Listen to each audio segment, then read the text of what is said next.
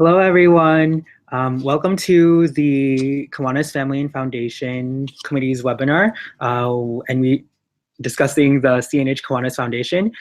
Just a few reminders before we begin. So sign in for the webinar can be found at the following URL, tinyurl.com/KFF webinar sign in. Please do sign in as you will not be getting credit if you forget to do so. Also, throughout the webinar, if you do have any questions, please send them to that tiny URL, which is tinyurl.com/KFF webinars questions. If we do not get to your question at the end of the webinar, we will be emailing out the answers.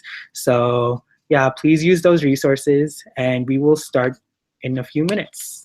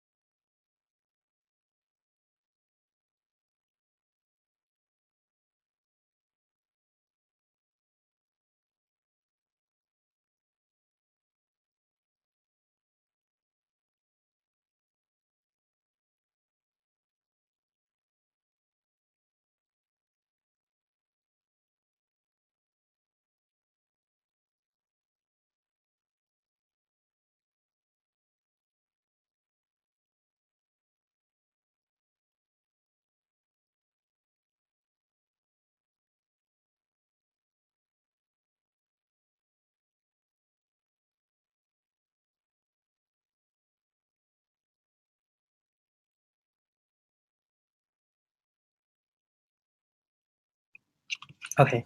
Hello again, everyone. So we're about to start our webinar. So again, just a reminder that if you have not done so already, please do sign into the webinar. And if you have any questions about the CNH Kiwanis Foundation that may come up during the webinar, the question link is right there. Again, it's tinyurl.com/KFF webinars questions. So without further ado, I'm going to pass it on to Margo Dutton, who will be talking to you all about the CNH Kiwanis Foundation. Thank you. I want to start by thanking you for taking your time to come and listen to me speak about the foundation. I'm very passionate about our organization, and I'm excited that you want to learn more about it, learn about how you can get some money back from us since you raised so much for us. So without any further ado, go ahead and change the first slide. I want to share a little bit of our history with you, and I'm going to start with our mission statement because I think that this says it all. It's who we are. The Kiwanis Cal-Nev-Ha Foundation is building a better future for our children, and I'm going to go over how we do that for you. Next slide. These are our core values: commitment, stewardship, integrity, legacy, and diversity. The CNH Foundation was established in 1965. There was a huge flood in Klamath, and Kiwanians got together at that time and felt that there ought to be something they could do for the people who were devastated by that flood. And so members throughout the entire district pooled their resources in order to help rebuild the town. And that was really the start of the foundation. Next slide. Since then, we've added a host of other things that we do, and we've begun focusing primarily on children and children's issues. In 1980, Ken Farrar established a scholarship fund. And for those of you who've ever been to a convention, you know that we have named the majority of our scholarships after Ken Farrar. In 1989, Richard Prada, governor, began the Service Leadership Training Program. And I'll go into that a little bit more in detail, but that's the program where the foundation actually provides resources so that your board, your district board, can be trained. The next thing that happened was that in 1994, the Pediatric Trauma Program was approved by the CNH district as the foundation's primary focus. Next slide. During this whole period of time, the foundation was developing a number of programs to support these goals and therefore supporting the Kiwanis family members throughout the district. And that's primarily all of our organizations: Circle K, Kiwanis, CNH Key Club, our builders, and other programs. So if you move forward, we'll go next slide.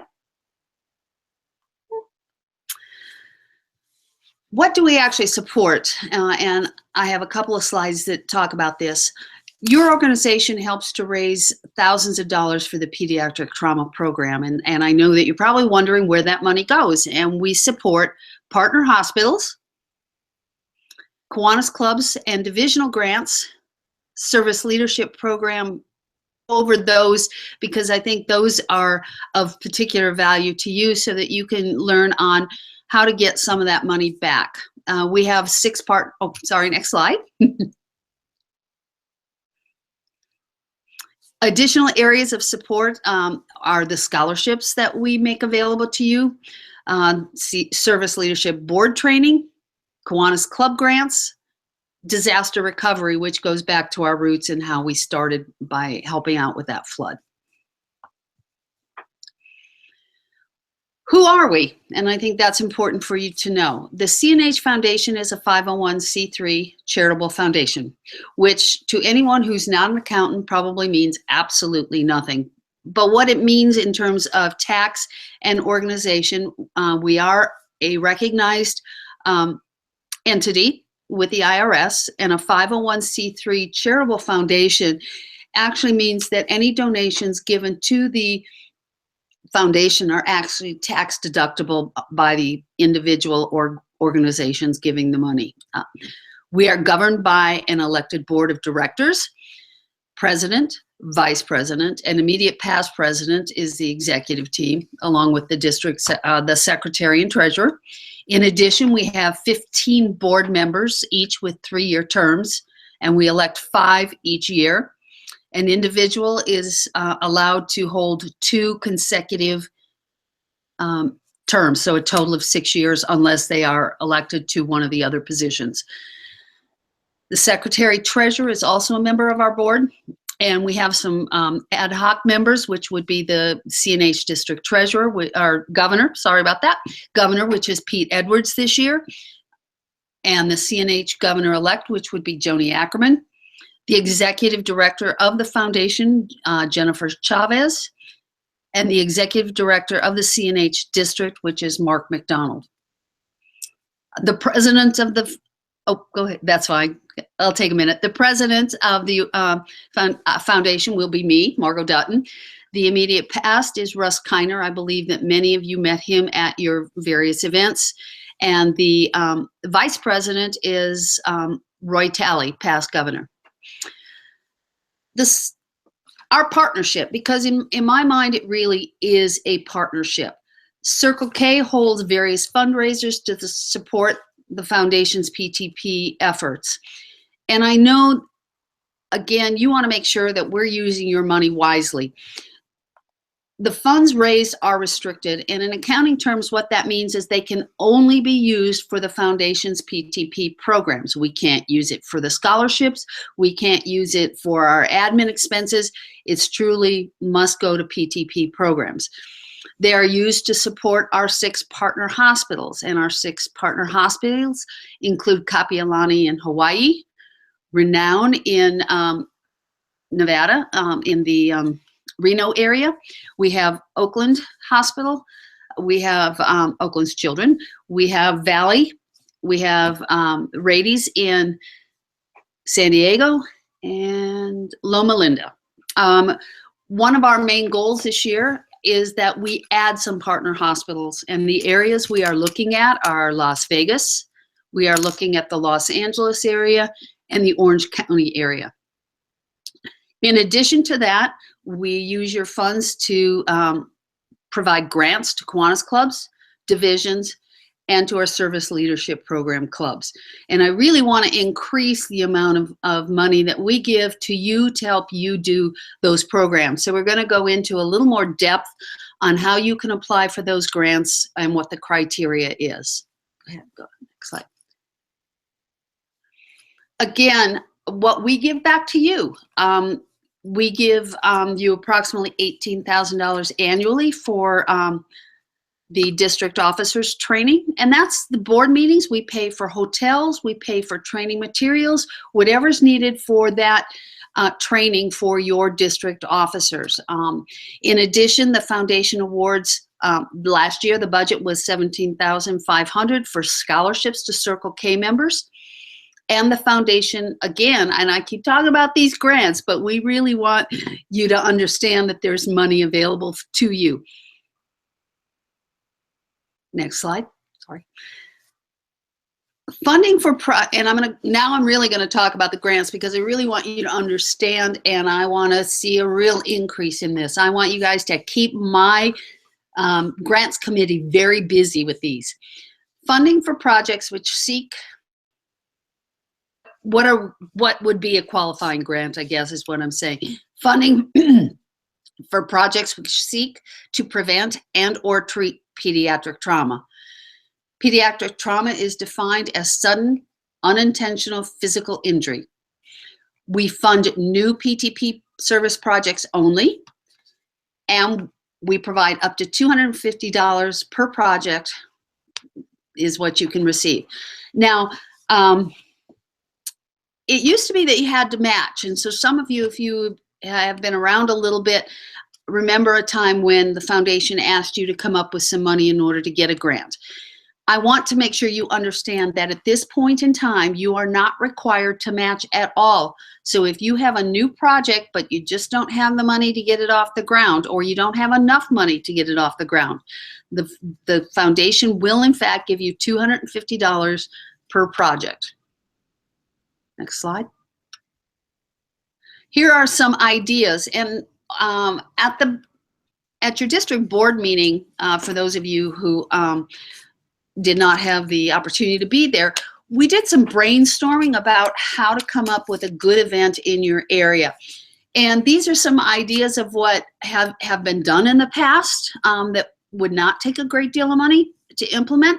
But in addition, when you start thinking about what you could do, take a look around your campus. Take a look around the community around your campus. Go to your health center on campus. Go to a neighborhood hospital and find out what they see as being one of the biggest concerns and causes of danger to children. And that will give you a really good place to start. We had a lot of fun in that board meeting coming up with a project. And I think if you met with your board and you all kind of just looked around, because there are so many things that happen that can cause an injury to a child, that wouldn't take a great deal to actually really implement something to help prevent that danger. Next slide. As I said before, we really want to give you this money. What we've listed here are some common mistakes that might happen that would get your grant turned down.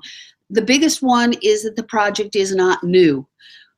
And I would suggest to you, if you're doing a project, there might be something you could add to that. For instance, if you're doing some sort of bicycle rodeo, and a bicycle rodeo is usually where you're teaching kids to ride a bicycle more safely. Well, you could add something like purchasing reflective lights or purchasing helmets. So if there's a new component to an existing program, we will help fund that if you want to expand, but it needs to be very specific. The next common mistake is that the entire application is not filled out. And that's really important. Particularly make sure that we have your contact information, because what I've instructed my grants committee to do is, if they get something that's not completely filled out for some reason, to actually contact you rather than send it back. Another thing that's really important is that project budget. Next slide, sorry. So what do you need to do? The first thing you need to do is fill out that SLPP grant. And what I've done here is, I know that sometimes it's not really intuitive how to find these things if you go on our website. So jot down this website, because that's exactly where you can find, and this is how you get to where the information is at. So you go to cnhfoundation.org/documents-downloads, and you'll follow the links. The first one is what do we do? Then grant making, and then you'll actually find the PTP grant packet. And on there, you actually will check that it's an SLP grant. Next slide. You will need to complete that application, and some pretty important information is an estimate of the number of service hours committed, date when you're going to need the money. Don't need the money tomorrow. We need a little time to work on them, so give us 2 to 3 weeks, longer if possible. Then we ask for a budget, and I know that at least with Kiwanis clubs, they're required to have a community service budget. I'm not entirely sure if each campus club has one, but if you do have a community service budget, so that we can see how much money you might be putting into this project, or that we see that your funds are committed to other projects and that this one would be something new. The project budget is the critical one that we really need to see. So for instance, I'm going to use the pediatric dolls. I'm not sure how many of you know, but those are the little stuffed dolls that you sew and make and stuff. You would need a project budget for that if you were going to tackle that project. So things that you might need would be fabric. You need some thread and scissors and a host of things. So, list the things that you need, get an idea how much it's going to cost. I would highly recommend, if you went to your local Walmart or other companies nearby, that you really probably could increase your budget by getting donations for some of these things. So don't forget, feel free to ask your community companies to see if there isn't something they couldn't do to help you out on these. So all I'm doing here is I wanted you to see a application to give you an idea of what one might happen to look. And you can see we're not even real picky about whether or not it's handwritten or typed. Obviously, if we can read it, that's a good thing. So I would highly recommend you type it, but we'll take them otherwise as well. The next pages, you can also, at that link that I gave you earlier on where to find the application, you can also find this example and some other examples there to give you an idea of a grant that was fully filled out and approved. So next slide. I think it's another page, yeah. And this is their budget, so you can see what they've included. Okay, on next slide. So, are you guys ready to do a grant application? I hope you're all saying yes wherever you are. Next slide. Again, I don't think our foundation says thank you enough to you for all that you do in raising money for us, in doing projects that support our pediatric trauma program. So thank you so very much. The last slide that I have here is my contact information, and the contact information, pass the reminders, my contact information and the contact information of some folks in our office that can help you answer any of your questions. Feel free to reach out to me, especially if you're doing those budgets. My background is accounting. I would be more than happy to brainstorm with you what you might need and what that budget might look like if you need some help with that. And any part of the application. So thank you so much, and I'm hoping there are some questions for me. Can you go back to the previous slide, please? Boop. Again, so before we start questions, just a few reminders. If you haven't signed in already, there is the sign-in link. And if you have any questions, the question link is also on the slides right now. So we'll go into questions. So the first question is, how can we better educate our general members on the foundation? Well, first of all, I am willing, and I know that my board members are also willing to attend any of your DCMs if the clubs are close, because we don't have budgets for travel, so obviously I don't want to send people to campuses and incur expenses, but I would be more than happy to do another webinar with a club, or if the club is close, go there. I've got a number of people north, and we're adding some folks in Nevada, so I would be happy to send somebody to your club meetings. It probably be more effective if we went to DCMs, and we would be more than happy to tell you more about the foundation. Okay. The next question is from Alex Dinuin. What kind of projects can we do with the PTP grant? Are there any sorts of limitations? What are some of the considerations that are taken? As we mentioned in the slide, first of all, it does need to be a new program. It needs to be a pediatric trauma program, so type grant. So in speaking about that, it would be something where it might be something that comforts a child who's already been hurt, God forbid, or it could be something that helps to prevent injury. So some of the things that bicycle safety, if you know that it gets dark really early, setting up a program to help walk kids home in the dark. Providing education around poison control. If you've ever looked at the color of some of the cleaning supplies, they might look like Gatorade or any of the other drinks color, Kool-Aid, that sort of thing. So a child might mistake that. Sometimes they mistake pills for drugs for candy. If you know, gummy vitamins, for instance, some of those things. So educating children on what's safe and what's not, and how to recognize what's safe and what's not.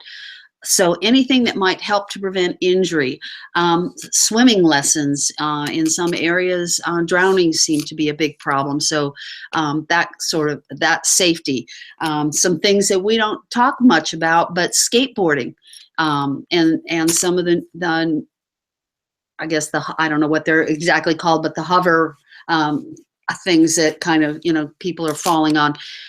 There are a lot. Having worked at Cal State Northridge, we see a lot of students skateboarding, bicycles, etc., not wearing safety gear. So maybe making it, helping to make awareness about why that's not smart. So. Okay. The next question is there a cap for the number of SLPs that the Kiwanis Foundation can approve grants for? How often do SLPs usually apply for grants? Okay, no.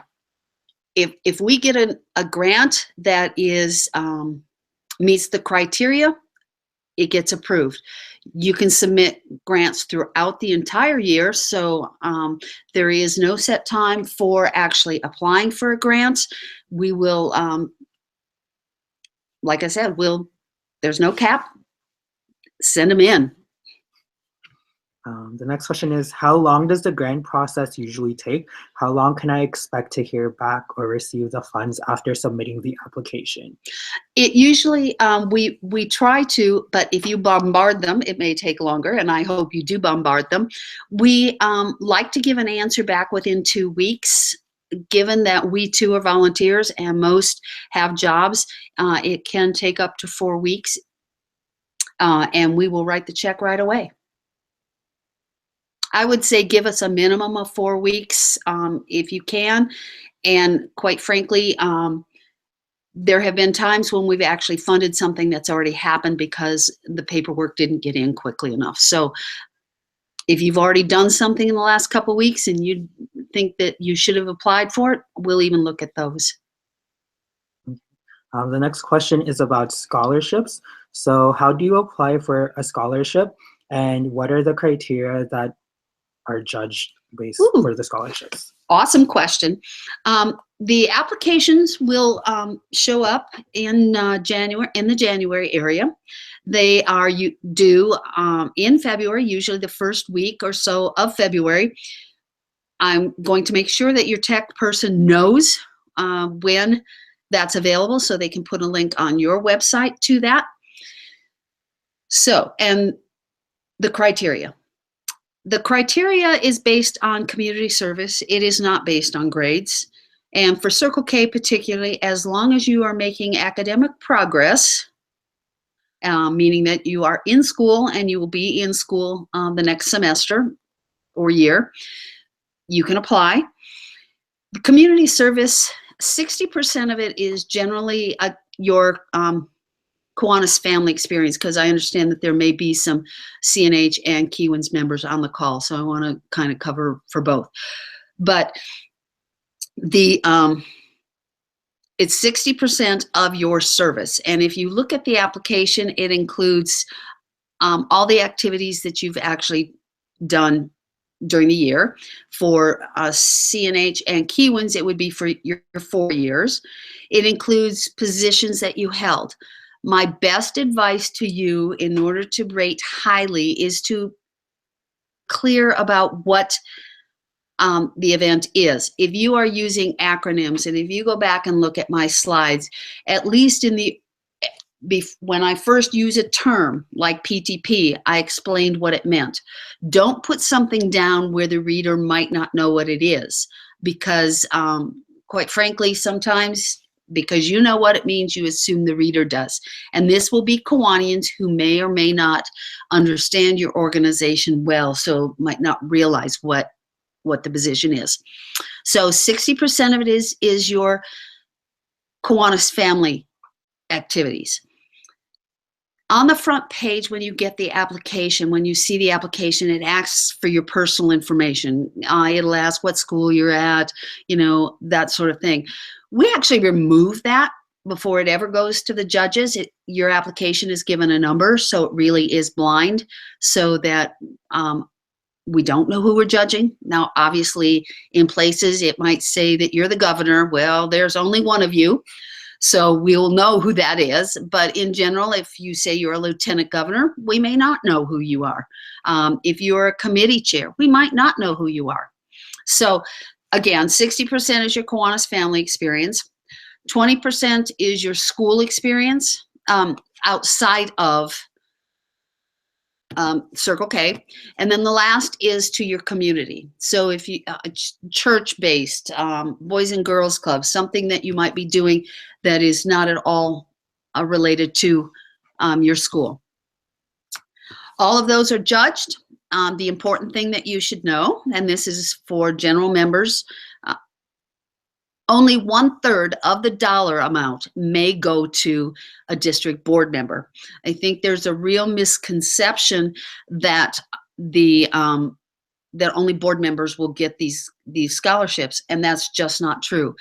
Because we want to make sure that general members who are doing service are rewarded as well. We only allow 1/3 of those dollars to go to a board member. So there have been times where board members have rated higher but didn't get money because we ran out of our 1/3. So. Okay, so those are the questions that I have for now. So we'll leave the floor open for another 2 minutes. So if you have any questions, please ask them at that link, which is on your screen right now. So, yeah. Thank you again, and thank you for your patience with me. This is actually the first webinar that I've hosted, so it's been an experience for me as well. So thank you very much for your patience, and hopefully I've answered your questions thoroughly.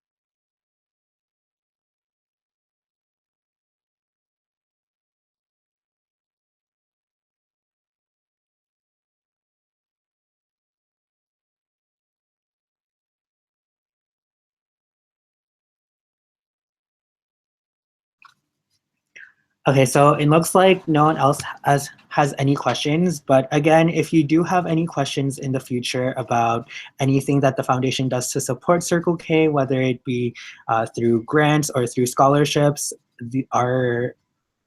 Margo's contact information, as well as other foundation officers, can be found on this page. Or you could also contact me at kfamily@cnhcirclek.org. So once again, I'd like to thank everyone for attending this webinar. Yes, and I too would like to say thank you very much. Again, like I said, it was my first webinar, so it was a learning experience for me as well. And I do really want you to realize I really am serious when I say I want to give lots of money back to you. And feel free to reach out to me if you have any questions at all about the foundation as you begin to fill out those grant applications. Thank you. Thank you, everyone.